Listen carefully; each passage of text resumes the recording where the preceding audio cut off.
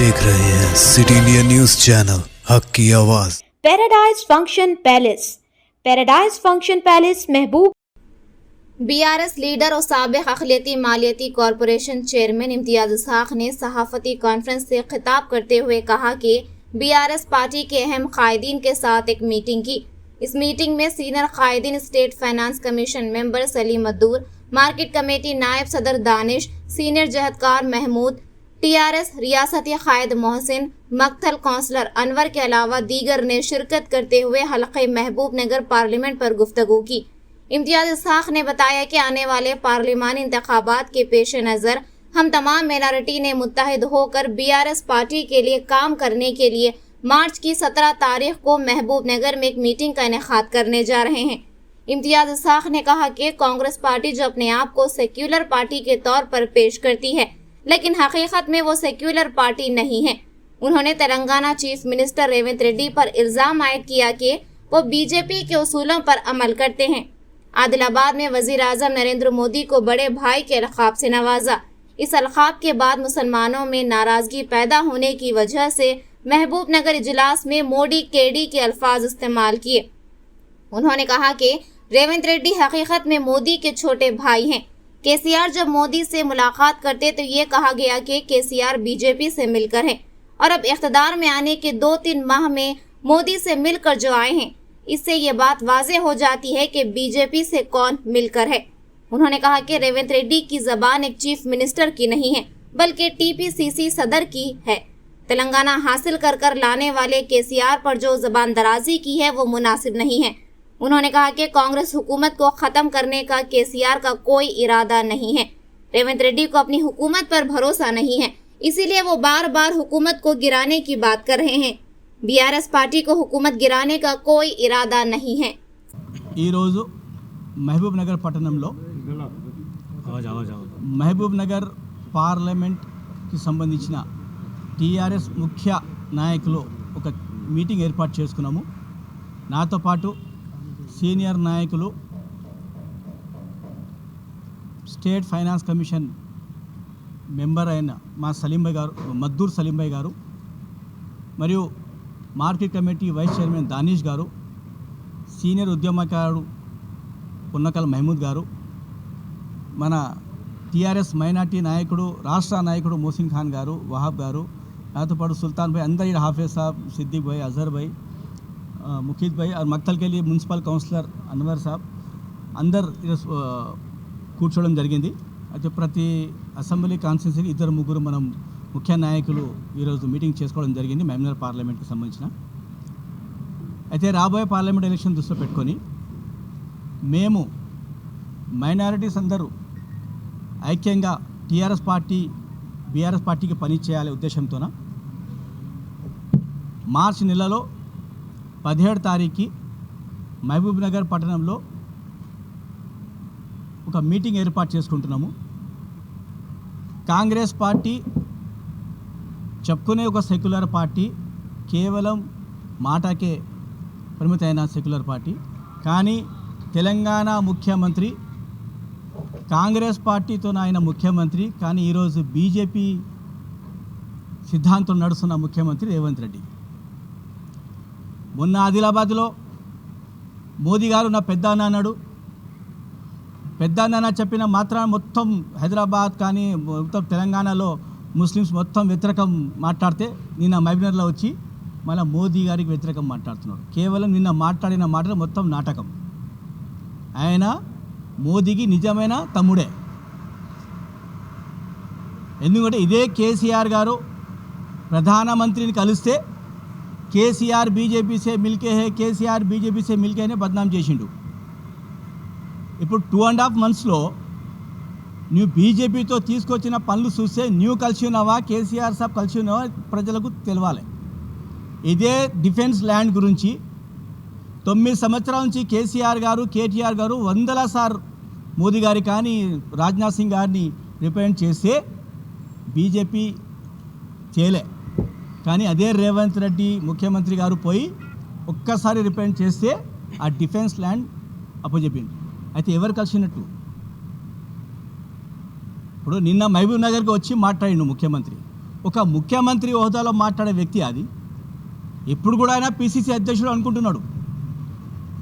ఒక తెలంగాణ తీసుకొచ్చిన వ్యక్తి ఈరోజు తెలంగాణ ప్రజలు ఆయనకు బాపు, మహాత్మా గాంధీ ఎట్లానో తెలంగాణకి మా బాపు అని ఆ ఉద్దేశంలో మనం పబ్లిక్ మాట్లాడితే, ఒక ముఖ్యమంత్రి ఉండి ముఖ్యమంత్రి స్థాయిలో ఉండి కేసీఆర్ గారిని మాట్లాడే భాష అది.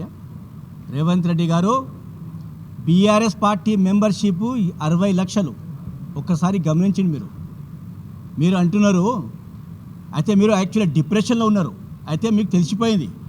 అయితే నా కాలం ఎక్కువ కాలం లేదు, నేను పార్లమెంట్ ఎలక్షన్ తర్వాత నేను ఉంటానో లేదో, నా పక్క కోమటిరెడ్డి ఉన్నాడు, ఇక్కడ ఉత్తమ్ కుమార్ రెడ్డి ఉన్నాడు, అవతల నుంచి వస్తే పొంగురెడ్డి శ్రీనివాస్ రెడ్డి ఉన్నాడు, మళ్ళీ ఎవరు నా కాలు గుంజుతారని చెప్పి నీ భయం నీకుంది. కేసీఆర్ గారికి అవసరం లేదు. కేసీఆర్ గారికి అసలు అవసరమే లేదు. నీ గవర్నమెంట్కి వెళ్ళి తీయాలని అవసరమే లేదు. నీ కాంగ్రెస్, అది కాంగ్రెస్ కల్చర్.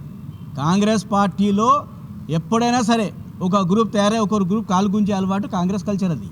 నీ కాంగ్రెస్ పార్టీలో నీకు ఇక్కడ నుంచి కోమటిరెడ్డి అయినా సరే, అక్కడ పొంగులేటి శ్రీనివాస్ రెడ్డి అయినా సరే, నీకు ఇంకెవరు ఉత్తమ్ కుమార్ రెడ్డి వల్లనే నీకు డ్యామేజ్ అవుతుంది, నువ్వు ముఖ్యమంత్రి దిగిపోతావు. మాకు అవసరం లేదు. కేసీఆర్ గారు ప్రజలకు ఏం చేశారు అదే మేము ఈ పార్లమెంట్ ఎలక్షన్లో చెప్తాం. ముఖ్యంగా నిన్న వచ్చిన మహబూబ్ మీటింగ్కి వచ్చిండు.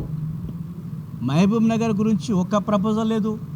మహబూబ్ నగర్ ఎమ్మెల్యే గారు కనీసం రేవంత్ రెడ్డి గారు సీఎం వచ్చిన తర్వాత నా మహబూబ్ నగర్ ఇది కావాలని అడగలేదు. అయితే మీటింగ్ దేని కొరకు? కేవలం టిట్టనికే మీటింగా? ఒక ముఖ్యమంత్రి వచ్చి అభివృద్ధి గురించి మాట్లాడతారా, లేకపోతే టిట్టనికే మీటింగ్ పెడతారా? 2-3 విషయాలు నేను ముఖ్యంగా తెలంగాణ ముస్లిం సమాజానికి చెప్పాలనుకుంటున్నా. ఏకైక ముఖ్యమంత్రి ఇప్పుడు వరకు తెలంగాణ క్యాబినెట్లో ముస్లిం లేరు. ఎందుకు లేరు ముఖ్యమంత్రి గారు చెప్పాలి. అయితే ముస్లిం సమాజం మీద మీకు ఉన్న ప్రేమ లేదా, మీకు నియత లేదా మంత్రి ఇవ్వాలని? ఒకవేళ మీకు మంత్రి ఇవ్వాలని నియత ఉంటే ఆ ఎన్ఎస్వైకి ఇచ్చిన అబ్బాయి ఎమ్మెల్సీ ఒక ముస్లింకి ఇవ్వచ్చు కదా. ఒక ఎన్ఎస్వైలో పనిచేసిన అబ్బాయి మీద నీకు అంత ప్రేమ ఉంది, కానీ ముస్లిం సమాజం నీకు ప్రేమ లేదు. 3 నెలలు అవుతుంది, నువ్వు ఎలక్షన్ ముందర ఏం మాట్లాడినావు? ముస్లిమ్స్ కేసీఆర్ సాబ్ ఓ కరే, కేసీఆర్ సాబ్ నుక్సాన్ కరే, కేసీఆర్ సాబ్ ఓ కరే అని మాట్లాడినావు. కానీ నువ్వేం చేస్తున్నావు ఇప్పుడు? కేసీఆర్ గారు మా ముస్లిం పిల్లలకు 204 టెంబ్రిస్ స్కూల్స్ ఏర్పాటు చేసిండు. కాంగ్రెస్ 50 సంవత్సరాలు పాలించినా ఒక్కనాడు కూడా ఒక స్కూల్ ఓపెన్ చేయలేదు ముస్లిమ్స్కి. మా కేసీఆర్ గారు చేశారు. బీదల అమ్మాయిల కొరకు షాదీ ముబారక్ స్కీమ్ తీసుకొచ్చిండు. ఇమా మోజమ్మకు హద్యా తీసుకొచ్చిండు. ఎంతోమందికి స్కాలర్షిప్ 20 లక్షలు వేరే కంట్రీకి పోయి చదవాలంటే 20 లక్షలు ఇచ్చిండు. అట్టడు చూస్తే మనం 8 ఇయర్స్లో, అయితే 10 ఇయర్స్ పాలిస్తే 2 ఇయర్స్ కరోనాలో పోయింది. 8 ఇయర్స్లో 11,380 crores ఓన్లీ మైనారిటీస్ పైన ఖర్చు పెట్టిండు కేసీఆర్ గారు. నువ్వేం చెప్పినావు ముస్లిం డిక్లరేషన్లో? 4,000 కోట్లు పెడతా అన్నావు. ఏడ పెట్టిండు? 2,200 కోట్లు కేసీఆర్ గారు పెడితే నువ్వు ఓన్లీ 60 కోట్లు యాడ్ చేసి 2,260 crores మైనార్టీ బడ్జెట్. ఎక్కడున్నా నీ మాట? కేసీఆర్ గారు 10 మందికి ముస్లిమ్స్కి కార్పొరేషన్ చైర్మన్ ఇచ్చిండు. 5 మంది మైనార్టీకి సంబంధించిన కేటగిరీ, 5 మంది non minority category. Industrial corporation కానీ, మీకు ఖాదీ బోర్డు కానీ చేసిండు. కానీ మీరేం చేశారు? మంత్రి లేకపోయే, కార్పొరేషన్ చైర్మన్ ఇవ్వకపోయే, నువ్వు మైనారిటీకి ఏం చేస్తుంది? నేను మీటింగ్లో మహబూబ్ నగర్లో ఎక్కువ మంది ముస్లిమ్స్ ఉంటారు. ఒక్క మాట ముస్లిం గురించి చెప్పలే ముఖ్యమంత్రి గారు. ఏ ముఖం చూసి ఓటాడతావు? అయితే అసెంబ్లీలో కేసీఆర్ గారు నిజాం పాలన గురించి తారీఫ్ చేసిన వ్యక్తి కేసీఆర్ గారు. అదే నిజాం పాలన గురించి వ్యతిరేకంగా మాట్లాడుతారు రేవంత్ రెడ్డి. ముస్లిం సమాజం గమనించాలి. తెలంగాణ గవర్నమెంట్ లోగోలో చార్మినార్ బొమ్మ, కాకతీయ బొమ్మ ఉంటే ఆ బొమ్మను చూస్తే నాకు గులాం గురి యాదవ్ వస్తున్నా అన్నాడు ముఖ్యమంత్రి. అయితే ముస్లిం సమాజాన్ని ఇన్సల్ట్ చేస్తున్నాడా లేదా చేస్తున్నాడా? ముస్లిం సమాజాన్ని గమనించాలి. అది ఒక సెక్యులర్ వ్యక్తి కేసీఆర్ గారు. ఒక సమాజానికి ఒక సెక్యులరిజం తీసుకొచ్చి మనము ఒక గౌరవించుకుంటూ పోయిన కేసీఆర్ గారు రంజాన్ పండుగ వస్తే గవర్నమెంట్ తరఫు ఇఫ్తార్ పార్టీ ఇవ్వడం, బట్టలు పంచడం. ఇప్పుడు ఆయన రంజాన్లా కావాలని తీసుకొచ్చిండా తెలియదు. రేవంత్ రెడ్డి గారు ఎలక్షన్ కోడ్ రంజాన్లోనే వస్తుంది. అయితే రంజాన్ మాసంలో గవర్నమెంట్కి వెళ్ళి ఇఫ్తార్ పార్టీ లేదని ఎలక్షన్ కమిషన్ ఇచ్చింది. అయితే ఇది కూడా రేవంత్ రెడ్డి చేయాలి అనుకుంటున్నాను నేను. అయితే రేవంత్ రెడ్డి గారికి ముస్లిం పైన ఏ విధంగా ప్రేమ లేదు. ఖచ్చితంగా రాబోయే పార్లమెంట్ ఎలక్షన్ తర్వాత ఏక్నాథ్ షిండే కాబోయే రేవంత్ రెడ్డి గారు. ఖచ్చితంగా ఇది తీరుతుంది. మాకు ఎలాంటి అవసరం లేదయ్యా, నీ ప్రభుత్వం పూలుకోవడానికి మాకు అవసరం లేదు. నీ పక్క ఉన్న నీ చూసుకో. నీ పక్క ఉన్న మంత్రులు కోమటిరెడ్డి గారు కానీ, పొంగురెడ్డి శ్రీనివాసరెడ్డి గారు కానీ, తర్వాత మాకు ఉత్తమ్ కుమార్ రెడ్డి గారు చూసుకోండి.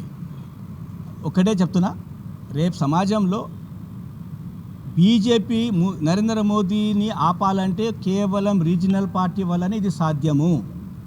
భారతదేశంలో కనీసం 14-15 రాష్ట్రాల్లో రీజనల్ పార్టీసే గవర్నమెంట్లో ఉన్నారు. ఒకవేళ మోదీ గారిని ఆపాలంటే ఓన్లీ రీజనల్ పార్టీస్ వల్లనే సాధ్యం. అది కాంగ్రెస్ పార్టీ ఏ కోణం నుంచి రాహుల్ గాంధీ ప్రైమ్ మినిస్టర్ అయ్యే అవకాశమే లేదు. 40 సీట్లు మొత్తం భారతదేశంలో 40 సీట్లు దాటారు కాంగ్రెస్ పార్టీకి. మహబూబ్ నగర్లో కాంగ్రెస్ పార్టీ 3rd ప్లేస్లో వస్తుంది, చూసుకోండి మీరు. వంశీ చంద్రారెడ్డి గారు ఏముందండి ఇప్పుడు పాలమూరు న్యాయ పోరాటం ఏం పోరాటం అండి? మరి ఇంతకుముందు మీరు 10 సంవత్సరం ఉన్నప్పుడు, కిరణ్ కుమార్ రెడ్డి ఉన్నప్పుడు మీరు అప్పుడు చేయలేదు. మళ్ళా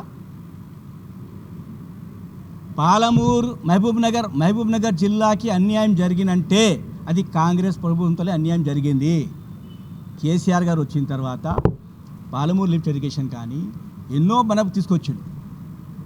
ఈరోజు ఏ కాన్స్టిట్యున్సీ పైన మీకు పార్కులు చూసుకోండి, రోడ్స్ చూసుకోండి, ట్యాంక్ బండ్ చూసుకోండి, మీరు ఎన్ని కావాలి చూసుకోండి, మీరు ఐటీ హబ్ చూసుకోండి. మీరు ఏం చేయలేండి. ఇప్పుడు పాలమూరు రంగారెడ్డి ప్రాజెక్ట్ పోయి చూసి వచ్చిండు, కళ్ళు కనిపించలేదా? పని అయింది ఆడ. ఇప్పుడు జూపల్లి కృష్ణారావు గారు అంటున్నారు కేసీఆర్ మోదీకి హక్కు లేదు ఓటు అడగనికే. మళ్ళీ ఎవరికి ఉందబ్బా హక్కు అడగనికే? మళ్ళీ మీరు కాంగ్రెస్ వాళ్ళు 10 సంవత్సరాలు ఇంతకుముందు పాలించారు కదా, మళ్ళీ మీరు ఏం చేశారు? మళ్ళీ మీరు ఓటు ఎట్లా అడిగారు? పార్లమెంట్లో ఖచ్చితంగా ముఖ్యంగా ముస్లిమ్స్ మాత్రం, ఎందుకంటే మోదీని ఆపాలంటే కేసీఆర్ వల్ల అని చెప్పి ముస్లిం సమాజానికి అర్థమవుతుంది. రేవంత్ రెడ్డి గారు చేసిన 2.5 monthsలో ముస్లిమ్స్ సమాజానికి అన్యాయం చేసిండు. అది ఖచ్చితంగా ఇప్పుడు పార్లమెంట్ ఎలక్షన్ బిఫోర్లోనే ఇది ఇంత అటిట్యూడ్ ఉంది. పార్లమెంట్ ఎలక్షన్ తర్వాత పూర్తి ముస్లిమ్స్ తొక్కుతాడు రేవంత్ రెడ్డి గారు. ఇది ముస్లిం సమాజం గమనించాలి. పార్లమెంట్ ఎలక్షన్ తర్వాత ఆయనకు ఏం భయం ఉండదు. మంత్రి ఇయ్యాడు, ఫండ్ ఇయ్యాడు, మీకు షాదీ ముబారక్ అని చెప్పిండు. అదే ₹1,00,000 కేసీఆర్ గారు ఇస్తున్నాడు. 1 తులా బంగారం ఎక్కడుంది? ఇమాం మౌజంని 12,000 అన్నాడు. ఒకటే నెల నవంబర్ నెలది ఇచ్చిండు, అది కూడా 5,000 కేసీఆర్ సాబ్ ఇచ్చిండు. 12,000 ఎక్కడుంది? ఆయన వల్ల ఏం కాదు. ముస్లిం సమాజం గమనించాలి. ఒక సెక్యులర్ మోదీకి ఆపాలంటే కేసీఆర్ వల్లనే సాధ్యం. అది కేసీఆర్ గారికి నిలబెట్టిన వ్యక్తి మన్నె శ్రీనివాసరెడ్డి గారికి ఎంపీ కారు గుర్తుకు ఓటేసి మన ముస్లిం సమాజం మొత్తం కేసీఆర్ గారికి సపోర్ట్ చేయాలనే ఉద్దేశంతోన మీ అందరితో రిక్వెస్ట్ చేస్తున్నా. తర్వాత ఒకవేళ ముస్లిమ్స్ ఛోటే భాయ్కు ఓటు వేస్తే బడా భాయ్ ప్రైమ్ మినిస్టర్ అయ్యే అవకాశం మళ్ళీ ఉంది. ఒకవేళ ఛోటా భాయ్ రేవంత్ రెడ్డికి కాంగ్రెస్ ముస్లిమ్స్ ఓటు వేస్తే మీరు బడే భాయ్కి ఓటేసినట్టు. ఆదిలాబాద్లో స్వయంగా చెప్పిండు, నా బడా భాయ్ అని చెప్పిండు. ఒకవేళ ముస్లిం సమాజం రేవంత్ రెడ్డికి ఓటు వేస్తే బడా భాయ్ మోదీకి సపోర్ట్ చేసినట్టు. ఒక మహబూబ్ నగర్ మాత్రం ఖచ్చితంగా నేను ఇంకొక సవాల్ డైరెక్ట్ ముఖ్యమంత్రి గారికి ఒక సవాల్ ఇచ్చిపెట్టాను. ఒకవేళ మహబూబ్ నగర్కి వెళ్ళి కాంగ్రెస్ గెలవకపోతే మీరు రాజీనామా చేస్తారా? నా సవాల్ ఇది. మహబూబ్ నగర్ పార్లమెంటు కాంగ్రెస్ పార్టీ 3వ స్థానానికి వస్తుంది. ఒకవేళ కాంగ్రెస్ పార్టీ గెలవకపోతే మీరు, ఎందుకంటే మీరు ఇన్ఛార్జ్ మహబూబ్ నగర్ పార్లమెంటు, గౌరవ ముఖ్యమంత్రి గారు రేవంత్ రెడ్డి గారు ఇక్కడ ఇన్ఛార్జ్. ఒకవేళ మహబూబ్ నగర్ పార్లమెంటు కాంగ్రెస్ పార్టీ గెలవకపోతే మీరు రాజీనామా చేస్తారా? నా సవాల్. మాట్లాడు.